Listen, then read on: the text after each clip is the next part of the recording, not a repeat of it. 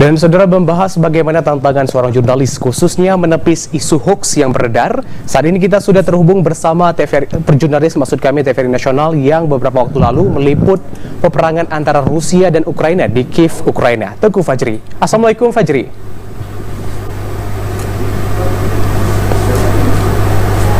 Assalamualaikum Fajri. Bisa mendengar suara kami? Waalaikumsalam warahmatullahi wabarakatuh. Ya, Fajri, bisa diceritakan sedikit pengalaman Fajri selama menjadi jurnalis, terlebih untuk menjadi jurnalis di daerah-daerah konflik? Iya, pengalaman ini memang banyak sekali yang kita dapat dari pengalaman, apalagi ini kalau kita bercerita tentang jurnalis di daerah konflik ataupun juga di medan perang ini ya.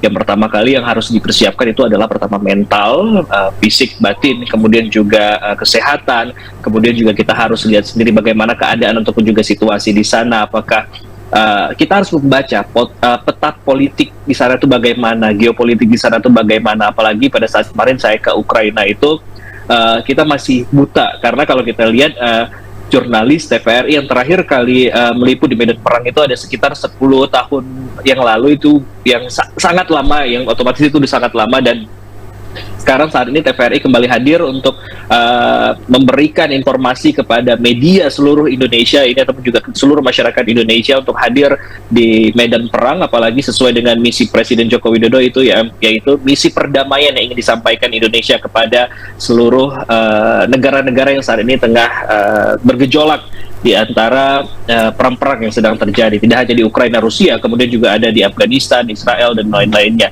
Dan tentunya ini menjadi suatu kebanggaan sendiri, salah satu jurnalis TV pertama Indonesia yang tiba di Ukraina, Kiev sendiri. Dan ini sesuatu yang sangat luar biasa gitu ya. Kita bertemu dengan banyak orang, kita juga melihat bagaimana situasi di sana, karena kalau kita ketahui tidak banyak sekali berita-berita di Ukraina yang ada di Indonesia gitu. Kebanyakan kita hanya melihat dari media sosial ataupun juga ini, tapi kita tidak melihat secara langsung bagaimana sebenarnya keadaan di sana. Namun pada saat berada di sana itu, waduh, ternyata tidak semudah yang dibayangkan untuk meliput dalam keadaan suasana perang, kemudian juga di tengah cuaca ekstrim yang sampai -20, -13, kita harus bisa beradaptasi di sana. Jadi itu salah satu achievement ataupun juga salah satu kebanggaan sendiri jurnalis TVRI membawa misi perdamaian dari Indonesia untuk menyampaikan bagaimana situasi dan juga kondisi serta kesusahan yang ada di Ukraina sana. Ya, baik. Selain mental dan juga kesiapan matang, maksud kami juga fisik ya, karena mengingat beradaptasi dengan situasi di sana. Lantas belajar di pengalaman Fajri sendiri, bagaimana sih langkah jurnalis dalam memberitakan informasi yang berimbang, mengingat ini ada tentunya intervensi-intervensi tertentu di daerah-daerah konflik?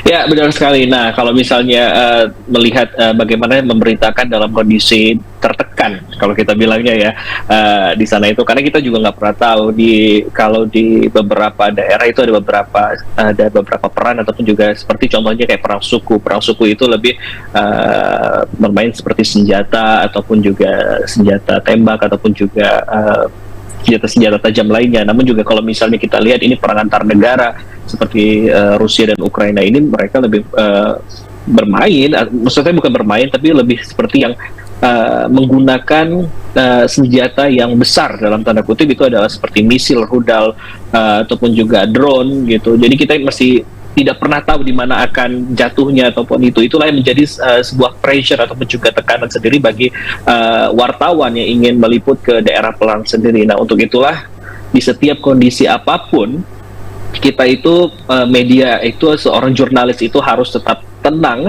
dalam menghadapi situasi apapun, keadaan apapun, dan bagaimana cara kita melaporkan itu dalam kondisi yang tenang, tidak ada gangguan meskipun di depan kita ataupun juga di belakang kita itu sedang terjadi kerusuhan. Namun ada trik-trik yang harus dipelajari juga sebelumnya, itu sebelum kita meliput ke sana, seperti harus tahu mekanisme-mekanisme apa sebelum menjadi jurnalis perang itu, di mana harus posisi kita berada. Kita harus tetap menjadi di tengah-tengah antara kedua belah pihak ini, tidak boleh berimbang ke kanan ataupun juga berimbang ke kiri, tapi bagaimana cara kita sebagai TVRI yang merupakan salah satu TV publik ini harus menyampaikan informasi yang netral dan benar adanya, kejadian benar apa adanya itu tanpa harus berpikir ataupun juga tanpa harus berimbang ke antara kanan ataupun juga kiri. Untuk itulah kita harus benar-benar mengetahui bagaimana geopolitik di sana. Kita harus benar-benar mempelajari. Untuk itulah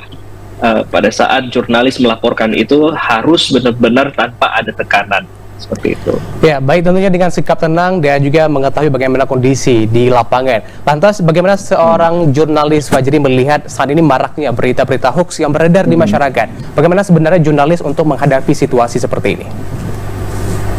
Nah, itu dia. Saat ini tuh jurnalis ataupun juga masyarakat Indonesia ini lebih identik dengan menggunakan media sosial ataupun juga dengan membaca ataupun juga media sosial lain lah, media sosial lain seperti Twitter, Facebook dan lain-lain, TikTok, Instagram. Nah, terkadang itu perlunya ada jurnalis itu untuk meluruskan apakah berita ini benar atau tidak. Untuk itulah jurnalis hadir untuk memberikan klarifikasi ataupun juga memberikan informasi yang benar sebenar-benarnya kepada masyarakat. Jangan sampai masyarakat hanya menerima berita dari sebelah kanan saja, ternyata kita tidak mendengar dari sebelah kirinya gitu. Jadi untuk itulah jurnalis hadir untuk mendengarkan, mengorek fakta sebenar-benarnya apakah berita ini benar atau tidak gitu. Dan kita juga sebagai masyarakat Indonesia harus pintar-pintar sekarang, jangan lagi mau tertipu dengan keluar satu berita ini cuma dibaca satu headline doang udah diberitakan gitu, padahal ini sebenarnya adalah ada klarifikasi selanjutnya. Oleh itu sebab itulah jurnalis Indonesia hadir ini untuk memberikan informasi yang terbaik dan sebenar-benarnya kepada masyarakat Indonesia agar masyarakat Indonesia terus cerdas. Ya, baik, yang terakhir Fajri, dalam peringati Hari Pers yang jatuh pada hari ini nasional, tentunya apa yang ingin disampaikan untuk jurnalis yang ada di seluruh Indonesia saat ini?